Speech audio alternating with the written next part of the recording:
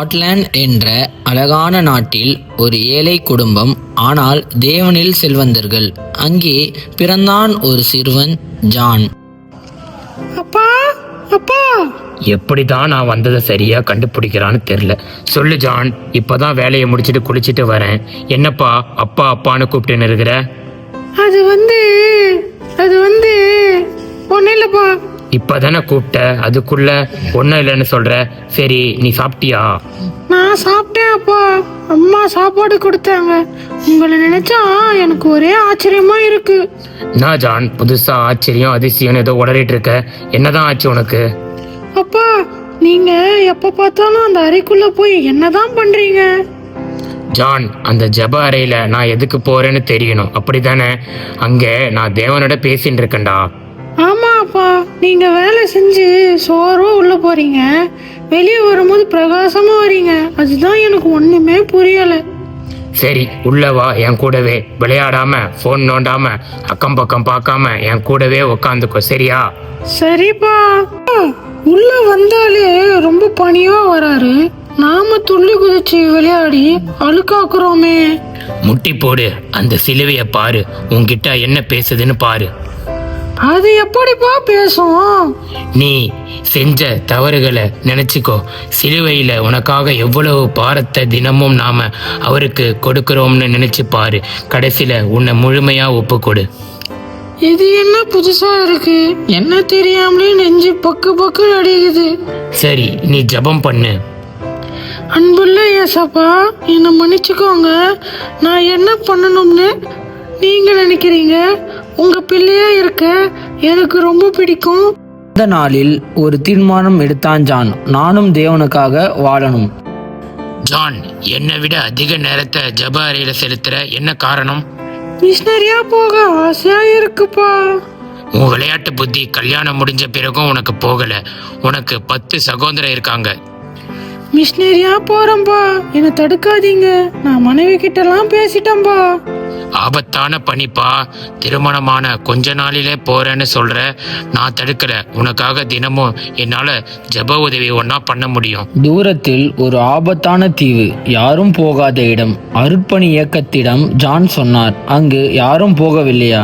அப்படின்னா நான் போவேன். தேவனுக்காக ஜானும் துணைவியாரும் தீவை நோக்கி பயணித்தனர். ஆனால் சோதனை வந்தது. அத்தான் அத்தான், என்னம்மா? பயப்படாத, எல்லாம் சரியாயிடும். அக்கம் பக்கத்துல மருத்துவர் இருக்காரான்னு பார்த்துட்டு வர இரு. அத்தான், நமக்கு குழந்தை பிறந்து 2 வாரம் தான் ஆச்சு. இந்த நேரத்துல தனியா விட்டு போகாதீங்க அத்தான். நான் பலவீனமா இருக்கேன் அத்தான். ஏசப்பா, என் மனைவியை காப்பாத்துங்கப்பா. சில நாட்களில் மனைவியும் பிறந்த 3 வாரங்கள் ஆன குழந்தையும் நோயால் மரித்து போயினர். ஜான், நான் ஓட மாட்டேன், நான் தேவனுக்காக வாழ்வேன் என்று உறுதியாக நின்றார். அவனை நம்பாதீங்க, அவன் வெளிநாட்டானவன். அவனை பார்த்தா பயமாக இருக்கிறது.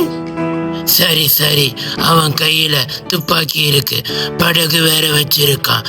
பார்த்து பத்திரமா இருந்துக்கோங்க. சரி தலைவரே. ஜானுடன் பேசவில்லை. ஏசப்பா, என் விண்ணப்பத்தை கேளுங்க. இந்த தீவுல நான் வந்து 3 ஆண்டுகள் மேல ஆயிடுச்சு. என் கூட எந்த மனுஷரும் பேசுறதில்ல. நான் இங்க ஏன் இருக்கேன்? எனக்கு ஒரு பதில் தாருங்க ஏசப்பா.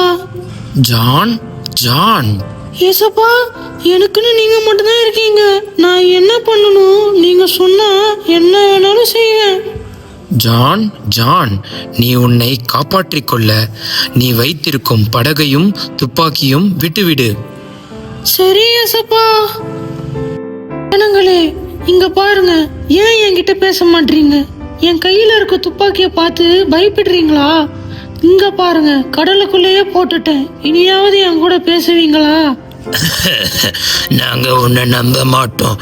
நீ தப்பிச்சு ஓடிடுவியே.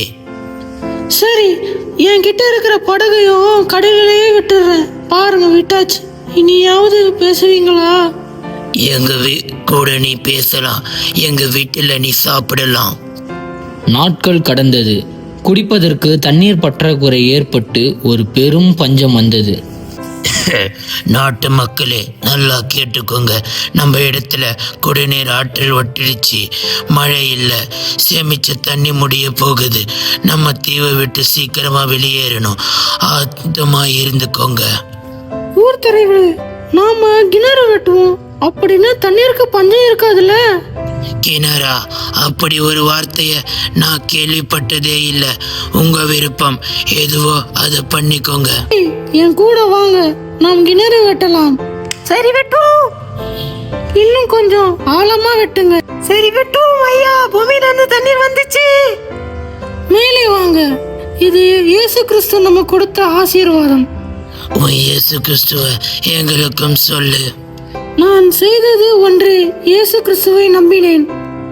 அந்த தீவு மாறியது. மக்கள் இயேசுவை அறிந்தார்கள். பிள்ளைகளே, ஜான் வாழ்க்கை என்ன சொல்கிறது தெரியுமா? சூழ்நிலை கடினமாக இருந்தாலும் தேவன் அழைத்தால் பயப்படாதே. நான் உன்னை பயன்படுத்தலாமா? பிள்ளைகளே, எல்லோரும் சொல்லுங்க, இயேசுவே என்னை அனுப்பும். இயேசுவே என்னை அனுப்பும். பிள்ளைகளே, தேவனை நம்பினால் பயம் போகும். கடினம் வந்தாலும் ஓடக்கூடாது. தேவன் பயன்படுத்த தயாராக இரு.